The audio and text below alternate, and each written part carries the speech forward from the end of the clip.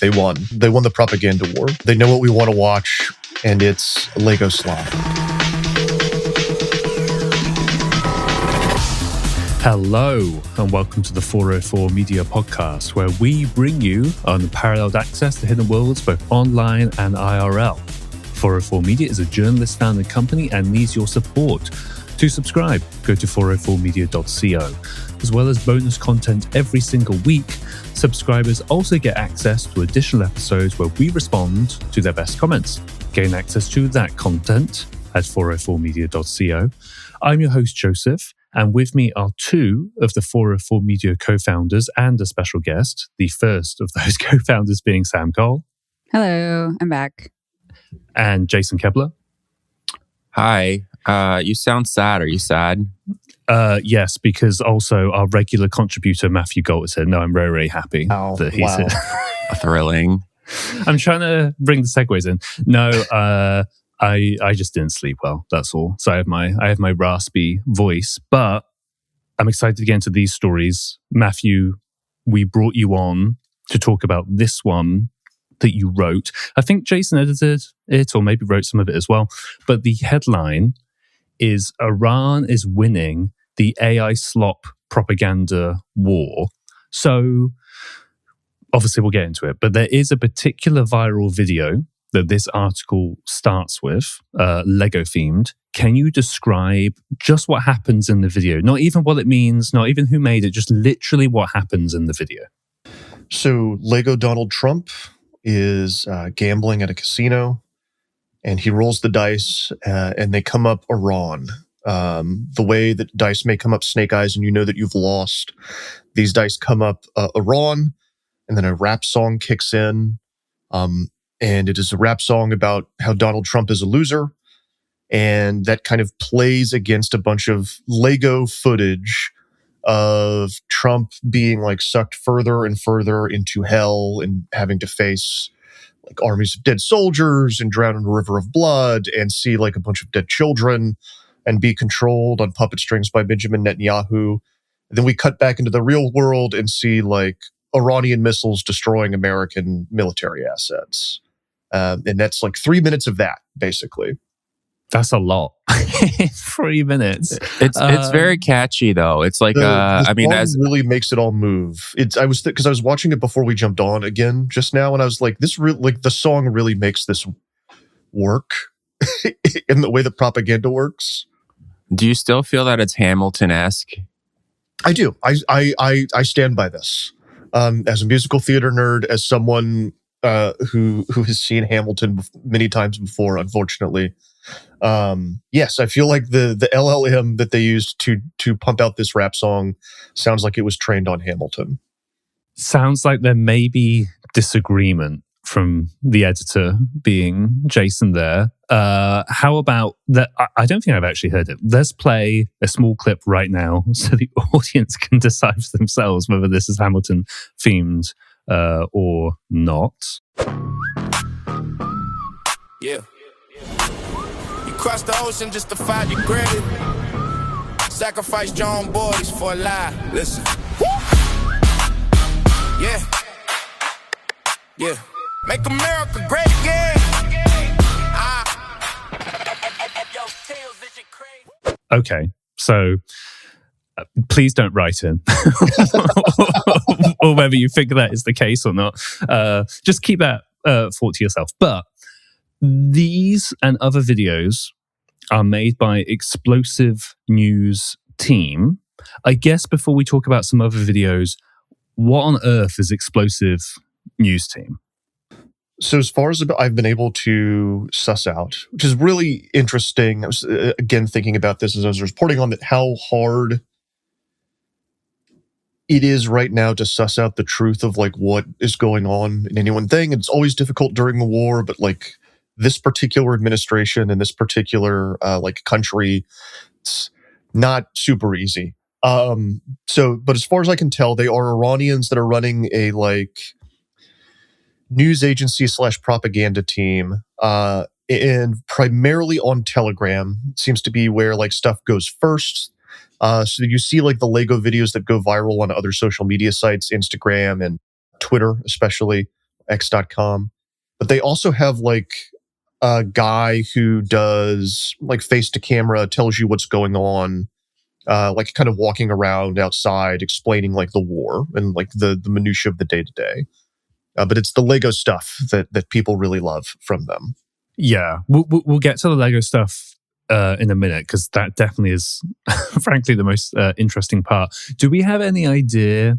And I appreciate, there's already a fog around this, and then there's the fog of war as well in a way. But do we have any idea if the explosive news team is like part of the government, or it's just sort of random people, or it's an offshoot? Like, is there any indication, or do we kind of need researchers to look into that more before we have a better idea of exactly sort of? I think we need like a Farsi speaker and someone who's an expert in Iran to like watch all of the videos and look for the tells, which I am not. Sure. So yeah, I don't know. Yeah. I mean, I think this is one of the problems with AI slop in general, is that it's hard to tell, unless there's something extremely distinctive about it. It's hard to tell who is making it, where it's coming from. It's also usually pretty hard to tell which tools are being used. I think in some cases it's obvious. In this case, I'm not sure what they're using. It could be C-Dance, but I'm not sure. Yeah. On that, what are some other examples of videos that they're making, Matthew? And I mean, apart from the Lego, because this isn't like this Telegram channel, this community just sprung up and only make Lego stuff. There's other sort of AI slop propaganda as well. What other stuff are they making?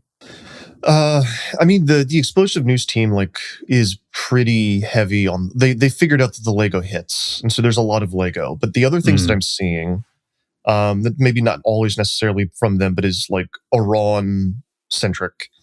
I also see a lot of stuff kind of starring Ali, who's the founder of Shia Islam and is like really important to like 12er Islam in Iran, kind of depicted as a superhero, like pushing back American forces. I also see a lot of there's like Anime the News. Have y'all, surely y'all have seen versions of this where it's like important news stories done in an anime style. I'm seeing a lot of that, to like AI generated Iran war footage, but in a style of anime. And it's always kind of depicted in a hellscape, and the American soldiers are losing. And then just kind of a lot of like stuff that I would almost classify as like past generation 5 years ago. It kind of has that weird, like gross sheen to it. That is from earlier like models, you mean? Earlier model looking, like very quick cuts. Like Trump kind of doing this, and then like an American soldier leaning over and dying.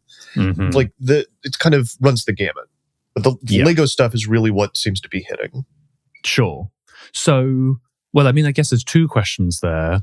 I'm more interested in the latter, but why do you think the Lego is hitting? But I think more importantly, like, why do you think they're doing Lego? Because I think you make some pretty good points in the piece itself.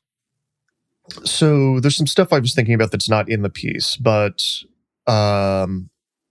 it is culturally ubiquitous on a worldwide level. So like, I think propaganda works best when it's simple and like easily read and understood. And Lego is kind of beloved the world over. It's like one of the most recognizable IPs outside of like, Mickey Mouse. And I think it's easily animated. It seems to lend itself to this kind of AI aesthetic. Like when you see it, you don't read it necessarily as like AI slop instantly, the way you would like some of these other videos, like the anime videos and some of the more realistic quote unquote stuff that I've seen. And I think that Iran has known that America is its enemy for a long time, and has studied us and watched us and knows that we respond to cartoon characters. And that right. A lot of our that was the big finding.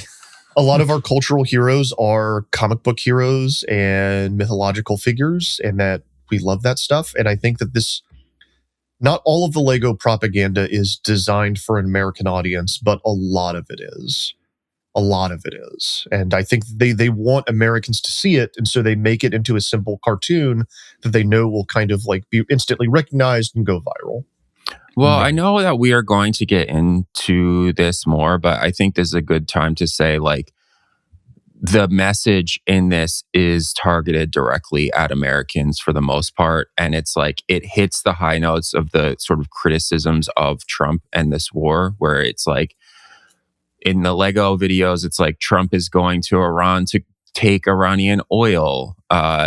Trump is doing this as a distraction from the Epstein. Like, Epstein figures very heavily into the propaganda. Like, I think that the fact that it's like destroying the economy, like all of this sort of stuff, like plays into the type of AI propaganda that's coming out of Iran. And so I think it resonates not just on a like, oh, Lego and is like a, you know, a very famous brand, but it also resonates on the level of like the stuff that it's saying is hitting these, like the criticism that people have over this war. Have you seen the new one? I don't think so. No. So it's everything that you're just saying, like times 1,000. So it's Lego Trump in the Oval Office. This time they've got a bandage on his left hand, which is like a reference to these bruises that keep showing up and that people kind of spread around every time they pop up. And there's a No Kings protest on the lawn, and he's looking at it, and they are playing on a stereo the Loser song from the previous video. It's like part of the No Kings protest. They're building these Lego videos are building their own lore. Yeah, there's a throwback, like a throwback that's crazy. to the previous video. Yeah, and then like he turns around, and it keeps cutting to somebody in Iran making a coffin. It says "Loser" on it. They ship to him. And there's a shot where the coffin is like open and it says "Loser" and Donald Trump is screaming. And the coffin is surrounded by like the dead bodies of like blonde-haired children. Yikes. which is like every time they reference Epstein in the videos, like that's what they use. So like there's Epstein in here as well, just to be clear, in some capacity. Right. Oh yeah. They often hit that over and over and over again. Like even if it's just like a parting shot on the last title card, be like, remember the Epstein files? He's in the Epstein files over and over and over again. Right. That all makes sense. On sort of the flip side, there is obviously a lot of US American AI slop propaganda, right? It's not so much about the war, right? It is much more domestic stuff. Like there was a White House video, I think it's about the new farming initiative or something. It looks like Trump is in Animal Crossing, and it'll be interesting to see if Nintendo does anything there, considering, it's very aggressive legally against sometimes children who are pirating games and stuff. Fact check, he's in Pokepedia, actually. Wait, really? It looks. I swear it was Animal Crossing. I'm going to check. Pokepedia looks a lot like Animal Crossing. Pokepedia just came out. They're capitalizing on that release. On the new Pokemon game. Right. On the new Pokemon game, which is basically Animal Crossing with Pokemon. Gotcha. Well, then we also had a ton of others that I'll let you explain. But what about America's AI slop? Like, what have US agencies been up to in that world? It's interesting because Iran is trying to signal to American audiences, and it really does feel like Trump's stuff is very narrowly focused on the 30% of America that still supports him, just barely. It is, and even within that coalition, it is very narrowly aimed at the people that have been extremely online on 4chan for a long time. It's a lot of old video game memes. They're cutting together Call of Duty kill streak cams with missile strikes from Iran. There's another one where they have CJ from Grand Theft Auto San Andreas walking into the background oh no, here we go again.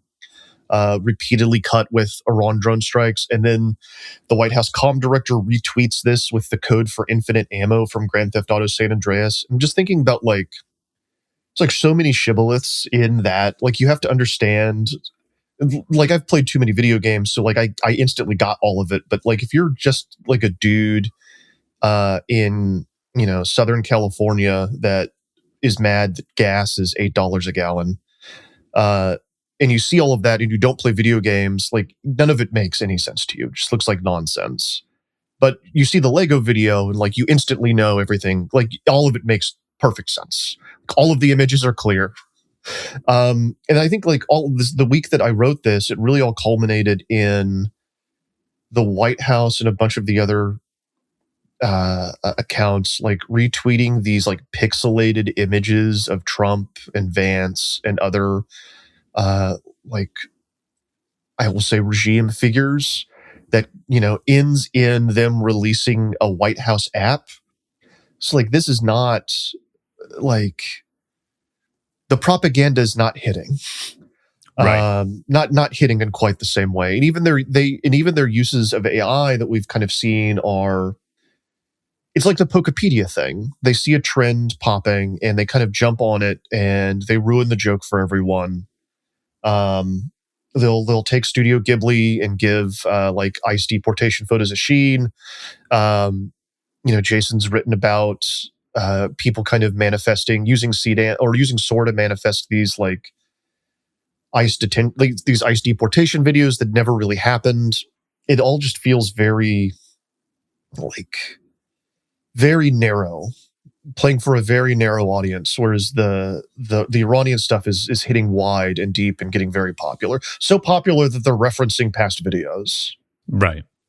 So I'm going to take your fact check and I'm going to Uno reverse card it because I'm looking at a Kotaku article. Headline: President Trump is now posting Animal Crossing AI slop. I'm looking at the image right now. Maybe there are two. Maybe you can search and then you can double Uno reverse card me. I can hear your mechanical keyboard going, trying to outdo me. But I'm looking at it. It's definitely Animal Crossing, but maybe there's another one as well. Okay, that's definitely Animal Crossing from March 27th. Dude, I played 300 Make hours farming of that. great again. Okay, I think we're referring to. I think we're both correct because if you scroll down, you see the "Make America Great Again." That is Pokepedia. You can see the Pokemon in the upper, like, kind of right-hand corner, upper center. That is a Pokemon symbol on that building. That is a Pokemon, what do they call them? Health clinic. So we're both technically right. We're both technically correct. Which is the best kind. So now that we know no one won that battle between Joseph and Matthew, who is winning the AI slop off between America and Iran? I mean, it seems pretty clear from everything you just said. Iran. If you've got, I mean, the fact that we're having a podcast discussion about Iran's Lego videos, like, it's over. Right. Like, they won. They won the propaganda war. They know us. They know what we want to watch, and it's Lego slop. We'll eat that up. Set it to a Hamilton song. You've got us. You won. Again, disputed. Jason. Well, so I was just going to say, I mean, I edited this piece. It was great. And I like added a paragraph to Matthew's great article, which is basically that, it's hard to say exactly what's going on here. Like, I think that obviously the Iranians have been studying America and American culture for a long time, like all the points that Matt made. But also with AI slop more generally, the social media platforms have really incentivized people from other countries to pay attention to America and American culture and American politics in a way that they might not otherwise.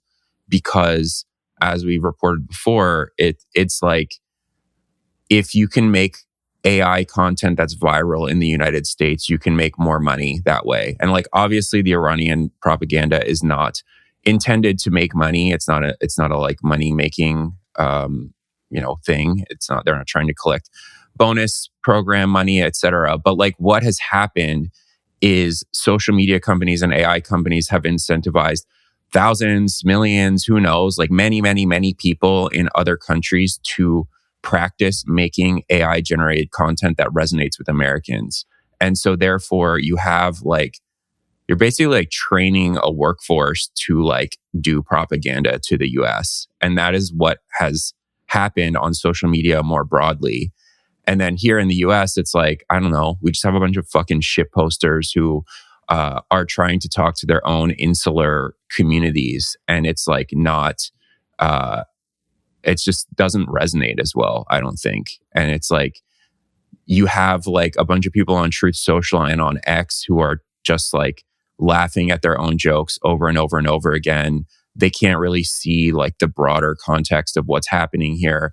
They can't understand how like the world sees us, or they don't care. And I think that's like one of the reasons why I think like the propaganda that's being made by this administration and the propaganda that's being made within the US just like isn't hitting as hard. Yeah, that makes complete sense.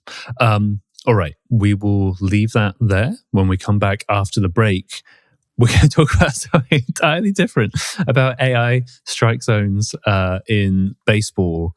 Baseball is back on 404 Media. We'll be right back after this.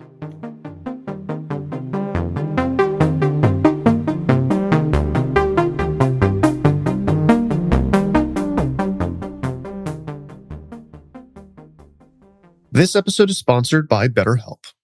Well, welcome to April. It's tax season, one of the worst times of the year. And no matter how bad it may seem for you, I promise, as a freelance journalist, mine are worse.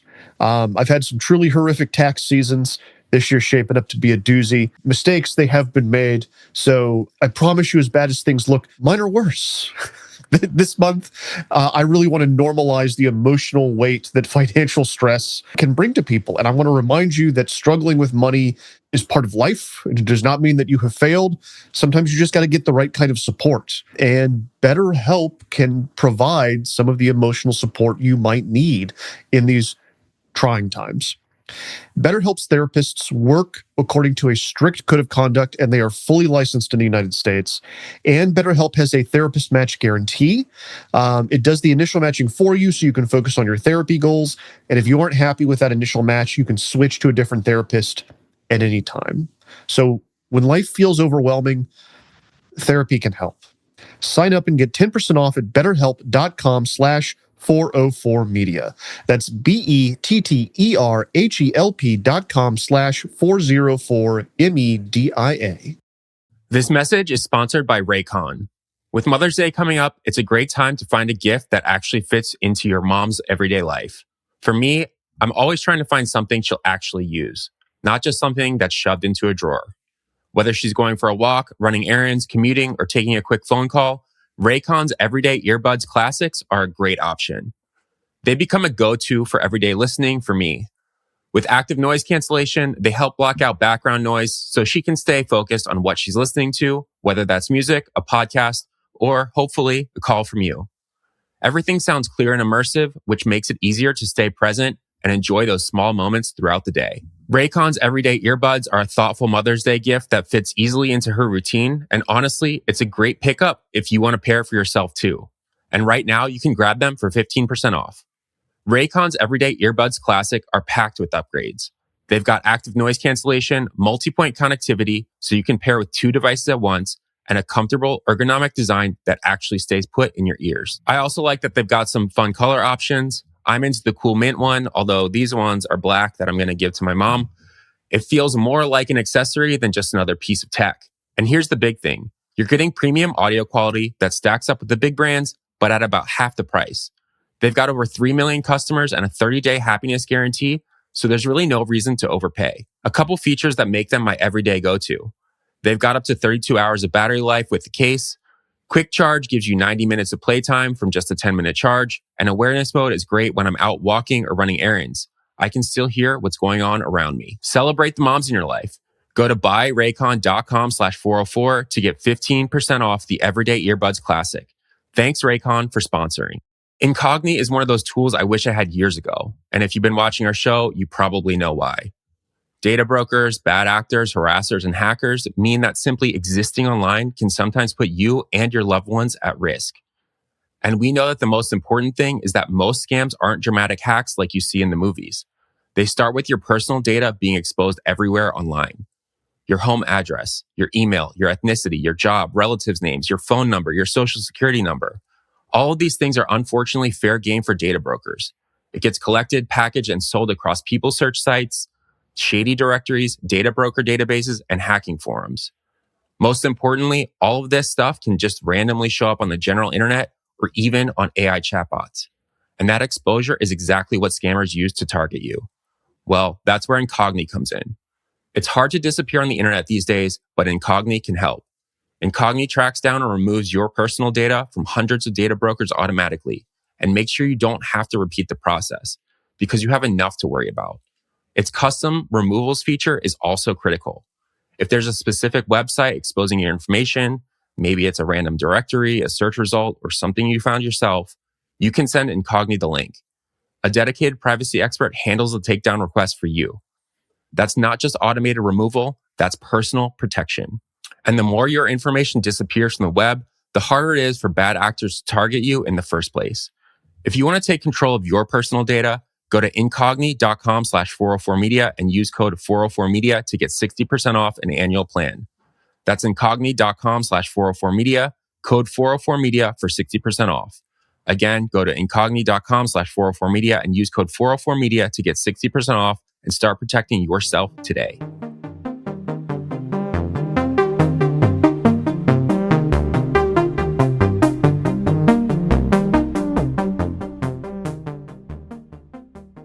All right, we are back. This story, written by Jason. Quote, "You can't defeat the robots," end quote. "Baseball's AI strike zone is must-watch television." Let me just read this sentence of your piece, Jason, to contextualize it for everybody to understand that, this is much broader than baseball immediately off the bat. So you write, "This very human, very emotion-driven mistake then set up a series of events resulting in the first ever manager ejection for arguing about a robot's decision, perhaps a glimpse at the future of baseball, and if you squint, a microcosm of various human AI beefs in society more broadly." So what episode were you talking about? Like, what specific mistake happened here? And then we'll talk about the system. Yeah, in the Orioles game on Sunday, the Twins manager, who's a new manager, whose name I'm blank, Derek Shelton is his name. In the ninth inning of the game, basically, like, the pitcher used this new ABS system, which is an automated ball strike system, like an AI automated challenge system for the strike zone, which we will talk more about. He argued with the umpire over the decision that it had made and sort of the specifics around whether the Orioles player had challenged quick enough. And the Orioles announcer, who's this guy, Kevin Brown, said this. And Helsley drops in a slider that is called ball 4. I don't think Adley Rutschman. I think he did challenge. The pitcher is challenging. Oh, the pitcher's challenging. Yeah, he put him right to his hat. Ryan Helsley with the first pitcher challenge. And it go! The first challenge by an Orioles pitcher, and Derek Shelton is incensed. He didn't think Helsley got that off in time. Well, he went right to his hat. He came off the mound and tapped his hat. Les Diaz is yelling at Derek Shelton to get back. And the runner, Keyshaw, will be sent back to first. And Derek Shelton's been thrown out. He's arguing with the robots. You can't defeat the robots. I think he's arguing that Helsley took too much time to challenge it. That's what he's arguing. But just think, you throw a pitch you think's a strike. You kind of walk off the mound waiting for Adley, and he dropped the ball a little bit. I thought Adley, when he dropped the ball, turned to the umpire and verbally, because you can verbally challenge exactly. too. So I was not watching Helsley. Yeah, well, he's tapping his head. And then this clip went extremely viral, millions and millions of views on different social media platforms. It definitely broke baseball containment. And that's sort of when I was like, oh, I should write about this. Because I was watching this in real time, which was very exciting. Sam, I feel like you probably weren't watching in real time as well? I feel like you've been in game. Sadly. Okay. Have you followed ABS at all, No. or you're still old school, not giving into the robots? This is the first time reading Jason's piece. Was the first time I had actually heard of it. I'm a fan of the Orioles only, and I do not follow baseball beyond what the Orioles are doing. So this is how it entered my stratosphere. Right. This cover. Well, now, as Jason said, now it's broke containment. Yeah. So not only to you, but to, the website as well. Yeah, and the clips are great. Like all the clips about the clips that are in the story that you can go on the site and see from Jason's piece are just so fantastic. Sure. It's like rage bait and ejection from ABS are some of the captions. Just actually must watch TV. So I think I will be tuning in more to watch the ABS drama unfold. So we've been saying ABS a lot. Jason, what is ABS for those who don't know, or automated ball strike system? Yeah, let me explain how baseball has worked for hundreds of years, like 120, Let's go back. 130 Let's go years. way. Have a seat. Yeah, no. So like very famously in baseball, you get 4 balls and 3 strikes per batter, as called by the home plate umpire, who sits behind the catcher, and the pitch comes in. If it crosses over the plate, within the strike zone, which is defined as like the area above home plate, and then also, it sometimes changes, but it's basically like from the letters on a player's jersey to like the bottom of their knees. So that pitch can be like high, outside, low, whatever. And the umpire, who is a human, has judged that. And the umpire for, since baseball's inception, has been the final arbiter of whether a given pitch is a strike or not. And over the last few years, they have put, like Major League Baseball and the teams have put like all these sensors and cameras in their stadiums, usually for like broadcasting purposes. And so if you've been watching a baseball game at any time over the last like decade, there is a box on the screen while you're watching TV, and it shows what the strike zone should be. And then multiple times a game, every game, a ball will either be thrown outside of that zone and it's called a strike by the umpire, or it'll be in the zone and it's called a ball by the umpire. And that is like a very common experience where it's like, oh, the umpire got this call wrong and there's nothing that you can do about it. But and everybody can see they got it wrong. Everyone can see that they got it wrong, and it becomes this super annoying part of baseball, honestly. It's like some people are very into the human element, is what it's called, where it's like, oh, well, when the umpires fuck up, that's just like part of the game. And like sometimes it goes for your team and sometimes it goes against your team. And there's been a rise of analytics in baseball over the last 20 years, where they try to codify everything and try to measure everything that's happening on a baseball field. And one thing that's been happening over the last few years is this thing called umpire scorecards, where after every game, there's a Twitter account and a website that is here's how many calls the umpire got wrong, and here's which team it favored, and here's how much it favored them by. And is that very much an unofficial thing? It's unofficial, but Major League Baseball also measures this. It's just Major League Baseball keeps it somewhat secret. But this is baseball nerds on their own are doing this, and then you can see oh, there was a really critical call that an umpire messed up in this very important situation, and it totally changed the course of the game. And theoretically, you want the calls to be correct. That's sort of what you want to happen. And so baseball knows this. People the players have been bitching about this for years. The fans are apoplectic about this, the missed calls and stuff. I'm super mad about it all the time. It's one of the main things that I'm mad about baseball. And so they have implemented for this year something called the automated ball strike system. And this is not fully robo umps. The balls and strikes are not automatically called by the robots. What happens is the umpires call ball or strike like normal, but then if a player disagrees with that call, they can challenge it. And the way that they challenge is they tap their helmet or their hat, and they have to do it immediately. And then up on the Jumbotron, like in the stadium, the box that people see at home, like the ball is superimposed on that. And then the scoreboard calls it either a ball or a strike. And what has happened is like, this has become a huge thing at the stadium in the kind of like in the first few days of the season. And so like whenever there's a challenge, basically like the fans in the stadium will lose their shit. They'll like either cheer when the challenge is right or they'll boo if it's wrong or whatever. And it's become like this big thing. And then I think very crucially, teams can only get a challenge wrong twice per game. And so if you challenge and you're wrong, and then you challenge and you're wrong again, you can't challenge anymore. Yeah, you can't spam it because that would get abused, right? Yeah, and so what's happening is basically like some players are really good at challenging, at knowing whether like a call is wrong or not, and others are not.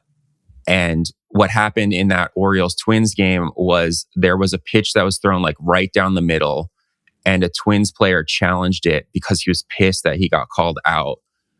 And he was wrong. And everyone knew that it was like a terrible challenge, but he was like an emotional little man baby in that moment. And he was pissed off and he challenged it. And that was like the last challenge that the Twins had of the game.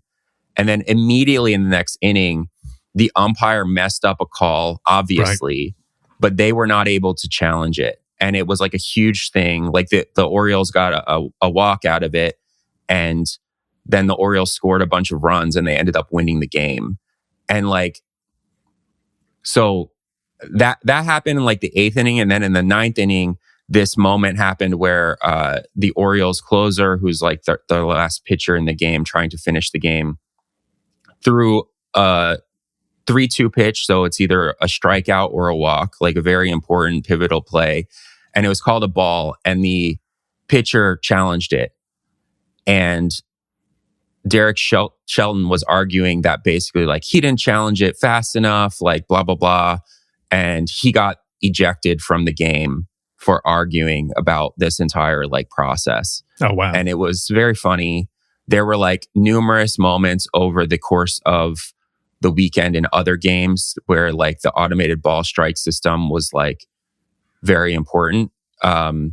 There's this umpire named CB Buckner who is hated by everyone because he's statistically the worst umpire. Like he gets something like 85% of strikes and balls called correctly, which is very low. Like 80, that means he's missing like more than 1 in 10 pitches, which is very bad. Right. And so what happened was he called this guy like strikeout like 2 pitches in a row. And they do this whole like animated thing. He's like strike 3 and like makes a huge like, deal out of it. And then the player challenged it twice in a row. And like the umpire was wrong both times.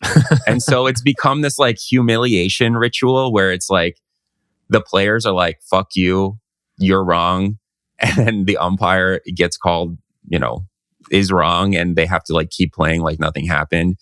And it's added this whole like, I don't know. It's just added, I think it's added more to the game, like an actual more human element, even though it is this automated system, because a lot of it is about the strategy of when to use a challenge and which players you trust to use a challenge.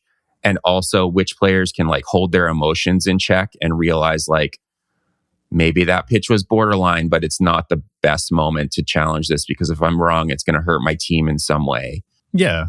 It's like tactical, like an extra layer, as you say, not just of the human part, which it sounds like the human part hasn't been replaced. It's just been like shifted to this sort of dynamic now. And then again, there can be a tactical bit where it's like, well, when am I actually going to use it? Which sounds interesting. I think it's literally like they've added like a turn-based strategy game like on top of baseball, which is already like an extremely strategy heavy game. But this one is like a straight up like mental game only. Like there's no physical aspect to it. It's just like, oh, are you good at deciphering whether that was a ball or a strike, and are you going to challenge it or whatever? But anyways, this has been, as I said, like baseball's been done in one way for like 150 years. And this is the first time that they're kind of adding something like this to the game, at least in terms of strikes and balls, which is like the core element of baseball. And so it is kind of like adding robots to the game. Like it is an automated system. And there is thought that like this may eventually automate umpires out of the game in terms of like maybe all of the balls and strikes should just be called by robots. Like that's been a huge debate in baseball for a long time. Which would get rid of the human element, or more so, obviously. It would get rid of that. Yeah, it would. And like the argument for it is basically like this technology is very close to foolproof at this point. And this is like something that comes up a lot. It's like, it's not generative AI. It is like machine learning and positioning and sensing and all of that. It's an automated technology that's very adjacent to AI, and it is like robotic in nature. And so I don't know, we call it AI. Some people were mad about that.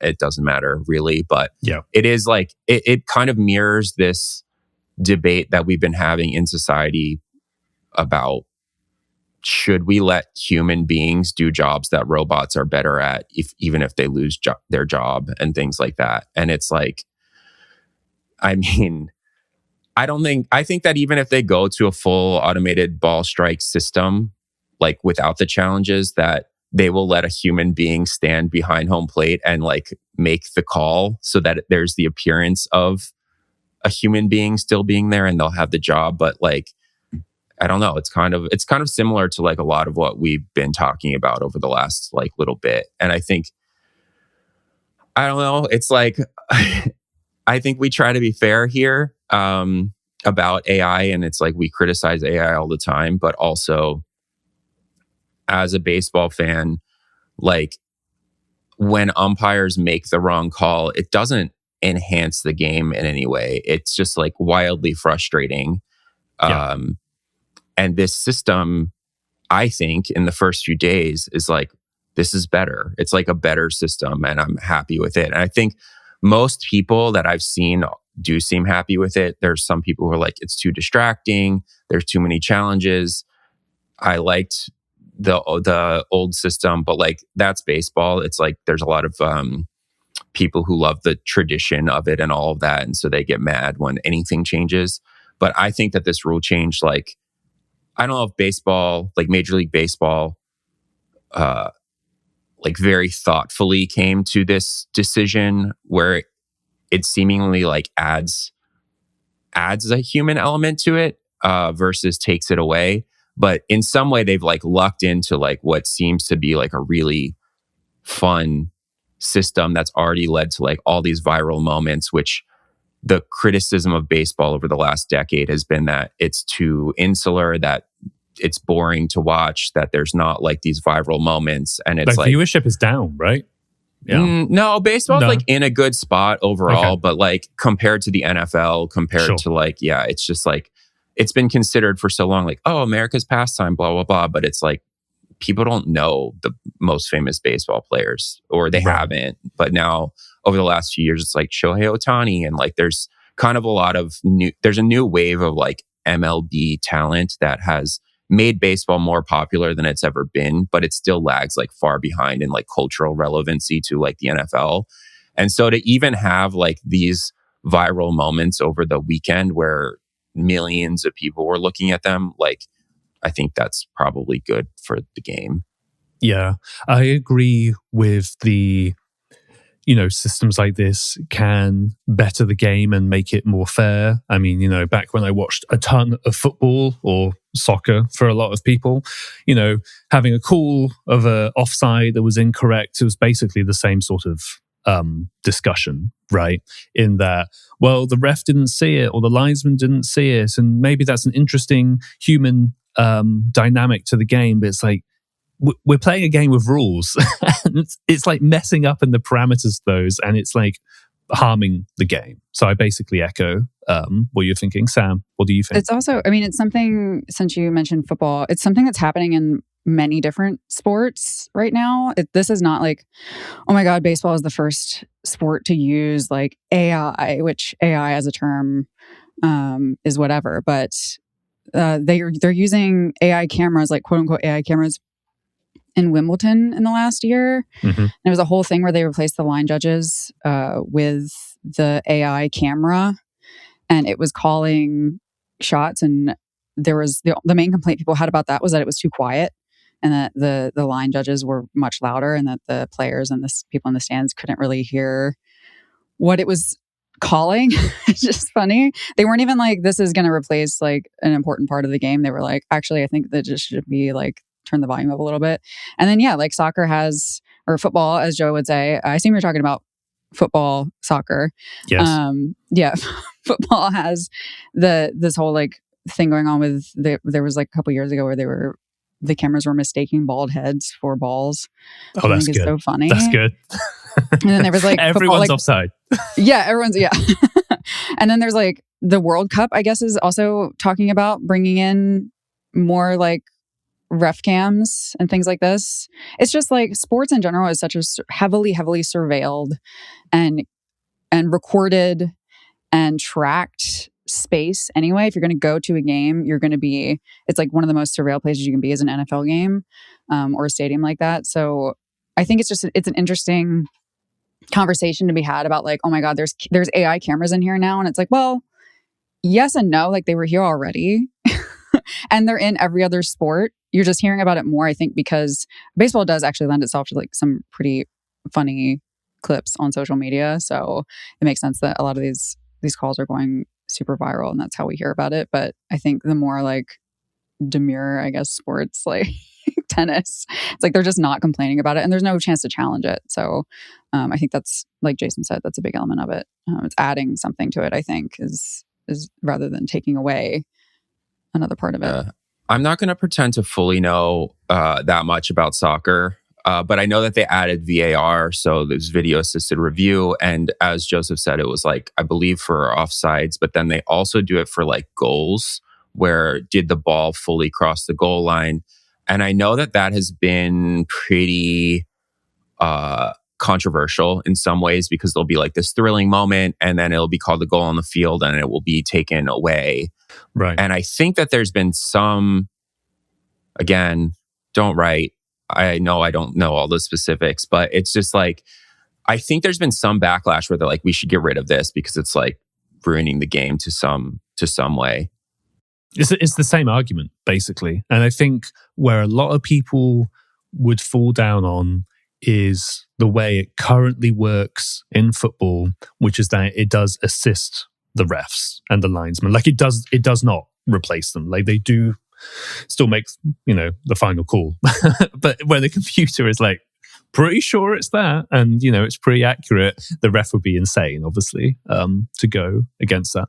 Yeah, one thing that I was worried about this, because I knew this was coming. They announced that this was coming like over a year ago, and so I was like, "Oh, next year this will be better." Because when they like calls went against the Orioles last year, but I was worried that it would have that effect like it does in soccer, where I'm like, "Oh, something exciting happened, then they take it away, and you're kind of like feel like something's been stolen from you as a fan or whatever." But I think watching it on TV, because the box is already there, you can see whether a pitch is a ball or a strike basically immediately. And so in my head, I'm like, they should challenge that. They should challenge that. And so I don't get like excited when like the umpire makes a wrong call. Like, oh, that was called a strikeout. I'm like, that was a ball. He should challenge. Like, it's kind of like in the moment, I sort of am already thinking like, oh, they should challenge this. It's going to get changed. And then it happens so quickly that it takes like 5 seconds. And so it doesn't really impede the flow of the game. And I think that's like pretty critical because in like football, American football, and then also baseball does have challenges on like judgment calls in the field. They've had that for a while.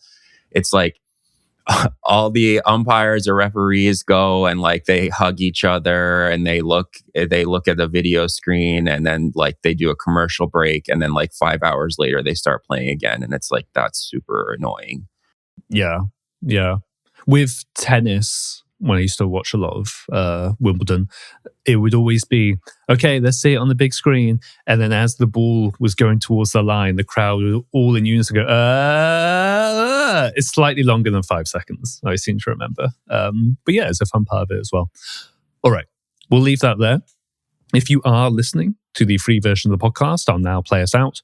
But if you are a paying 404 Media subscriber, we're going to talk about a very bizarre sex app that Sam tried out. I think Jason tried it out as well. No specifics here.